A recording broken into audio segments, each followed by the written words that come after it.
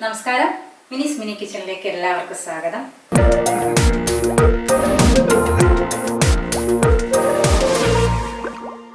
ഞാനിവിടെ ഉണ്ടാക്കാൻ പോകുന്നത് ഡാൽ കറിയാണ്. നമ്മളെല്ലാവർക്കും ഡാൽ കറി ഉണ്ടാക്കാൻ അറിയാം.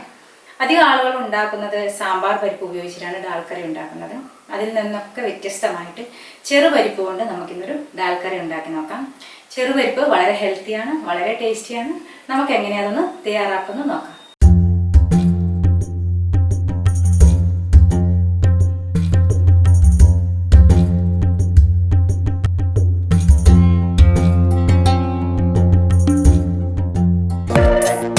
ഡാൽ കറി എങ്ങനെ തയ്യാറാക്കുന്നത് നോക്കാം. ഞാനിവിടെ ഒരു അരക്കപ്പ് ചെറുപരിപ്പാണ് എടുത്തത്. നമുക്ക് ഈ ചെറുപരിപ്പിനെ ഒന്ന് വറുത്തെടുക്കണം. അപ്പോൾ സാധാരണ എല്ലാവരും ചെറുപരിപ്പിനെ അപേക്ഷിച്ച് മറ്റ് പരിപ്പുകളാണ് ഡാലിന് ഉപയോഗിക്കാറുള്ളത്. ഇത് വറുക്കുന്നതിന് കാരണം എന്ന് വെച്ചാൽ ഈ വറുക്കുമ്പോൾ ഇത് നല്ലൊരു ചെറുപരിപ്പിന് നന്നായിട്ടൊരു ഫ്ലേവർ വരും.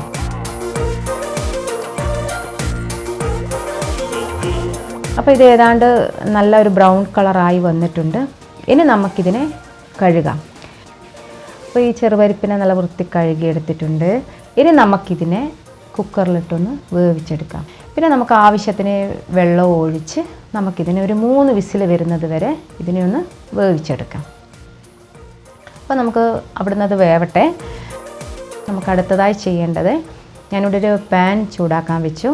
നമുക്കിതിലേക്ക് 2 ടേബിൾ സ്പൂൺ എണ്ണ ചേർത്ത് കൊടുക്കാം. നമ്മൾ 2 ടേബിൾ സ്പൂൺ എണ്ണ ചേർത്തു. എണ്ണ നന്നായി ചൂടായി വരുന്നുണ്ട്. അപ്പോൾ നമുക്കിതിലേക്ക് 1 ടീസ്പൂൺ കടുക് ചേർത്ത് കൊടുക്കാം. കടുക് പൊട്ടി വരുമ്പോൾ നമുക്കിതിലേക്ക് ജീരകം 1 ടീസ്പൂൺ ജീരകവും കൂടെ ചേർത്ത് ഇതിനെ ഒരു കുറച്ച് സമയം വഴറ്റുക. അപ്പോൾ ഞാനിതിലേക്ക് ജീരകം ചേർക്കാൻ കാരണം എന്ന് വെച്ചാൽ പരിപ്പ് കറിക്ക് കൂട്ടുമ്പോൾ ചില ആൾക്കൊക്കെ ഒരു അസിഡിറ്റി ഫോം ചെയ്യുമല്ലോ. ആ അസിഡിറ്റീനെ അതിനെ ഒന്ന് ബാലൻസ് ചെയ്യാൻ വേണ്ടിയിട്ടാണ് ഞാനിതിലേക്ക് ജീരകം ചേർത്തത്. മിക്കവാറും എല്ലാ കറിയിലും നമ്മൾ ജീരകം ചേർക്കാറുണ്ട്. അപ്പോൾ നമ്മുടെ ജീരകം ഏതാണ്ടൊന്ന് മൂപ്പായി വന്നിട്ടുണ്ട്. ഇനി നമുക്കിതിലേക്ക് ഇഞ്ചി ചെറിയ കഷ്ണങ്ങളായി നുറുക്കിയത് 1/2 ടീസ്പൂൺ, പച്ചമുളക് 2 എണ്ണം, വെളുത്തുള്ളി അതുപോലെ 3 എണ്ണം ചെറുതായി നുറുക്കിയത്, ഇത് 3ഉം കൂടെ നമുക്കിതിലേക്ക് ചേർത്ത് കൊടുക്കാം. അപ്പോൾ ഇത് 3ഉം കൂടെ എല്ലാം കൂടെ ഒരു നന്നായി വഴറ്റി വരുമ്പോൾ ഒരു നല്ലൊരു സ്മെല്ല് വരും. ആ സമയം നമുക്കിതിലേക്ക് 1 സവാള ചെറുതായി മുറിച്ചത് ഇതിലേക്ക് ചേർത്ത് കൊടുക്കാം. ഇതും നമുക്ക് 1 മിനിറ്റ് ഇങ്ങനെ നന്നായി ഒന്ന് ഇളക്കി കൊടുക്കാം. അപ്പോൾ ഏതാണ്ട് ഒരു ചെറിയൊരു ബ്രൗൺ കളറായി വരുന്നുണ്ട്. ആ സമയം നമുക്കിതിലേക്ക് 1 ടൊമാറ്റോ ചേർത്ത് കൊടുക്കാം. ടൊമാറ്റോ ചെറുതായി മുറിച്ചതാണ്. അത് നമുക്ക് ഇതിലേക്ക് ചേർത്ത് കൊടുത്ത് ഇത് ഒരു 1/2 മിനിറ്റ് സമയം ഇതും ഒന്ന് നന്നായി ഇളക്കി, അതായത് ടൊമാറ്റോ ഒന്ന് വെന്ത് വരുന്നത് വരെ ഒന്ന് ഇളക്കി കൊടുക്കണം. ഇനി നമുക്കിതിലേക്ക് ടൊമാറ്റോ പാകമായിട്ടുണ്ട്. ഇനി നമുക്കിതിലേക്ക് 1/2 ടീസ്പൂൺ മഞ്ഞൾപ്പൊടി ചേർത്ത് കൊടുക്കാം. അതിനുശേഷം ഇതിലേക്ക് 1 ടീസ്പൂൺ മുളക് പൊടിയും കൂടെ ചേർത്ത് കൊടുത്ത് ഇതിന് ഒരു 1/2 മിനിറ്റ് ഒന്ന് വഴറ്റുക. അപ്പോൾ നമുക്ക് ഏതാണ്ട് ഇതൊക്കെ ഒന്ന് പാകമായിട്ടുണ്ട്.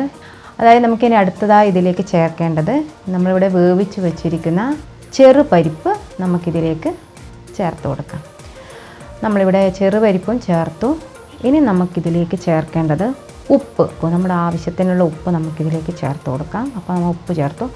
ആവശ്യത്തിനനുസരിച്ച് നമുക്ക് വെള്ളവും ഇതിലേക്ക് ചേർത്ത് കൊടുത്ത് ഒന്ന് തിളപ്പിക്കാം. അപ്പോൾ ഇത് നന്നായി ഒന്ന് തിളച്ച് വരുന്നുണ്ട്.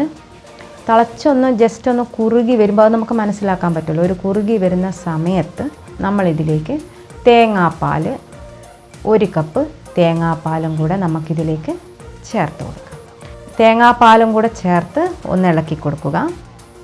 ഇനിയിപ്പോൾ നമുക്ക് ജസ്റ്റ് ഒന്ന് തള വരുമ്പോൾ നമുക്ക് ഇത് ഗ്യാസ് ഒന്ന് ഓഫ് ചെയ്യാം. ഗ്യാസ് ഓഫാക്കിയതിന് ശേഷം നമുക്കിനി ഇതിലേക്ക് എന്ത് ചേർക്കാം? മല്ലിയില പൊടിയായി അരിഞ്ഞത്, അതും നമുക്കിതിലേക്ക് ചേർത്ത് കൊടുക്കാം. അപ്പം നമ്മുടെ ഡാൽ കറി, ഹെൽത്തി ഡാൽ കറി ഇവിടെ റെഡി ആയിട്ടുണ്ട്. നമ്മൾ ഡാൽ കറി കൂട്ടാത്തവർക്ക് ഇങ്ങനെ ഒന്ന് ചെയ്ത്, ഡാൽ കറി ഇഷ്ടമില്ലാഞ്ഞിട്ടായിരിക്കില്ല, ചിലപ്പോൾ അസിഡിറ്റി വരും, ഗ്യാസിന് പ്രശ്നം വരും എന്നൊക്കെ വിചാരിച്ച് കൂട്ടാത്തവർ ഇഷ്ടം പോലെ ഉണ്ടാവും. പക്ഷേ ഈ രീതിയിൽ നിങ്ങളൊന്ന് ആക്കി നോക്കൂ. നല്ല ഹെൽത്തി ആയിട്ടുള്ളൊരു ഡാളാണ്. ഇതെല്ലാവരും ഒന്ന് ട്രൈ ചെയ്ത് നോക്കാം.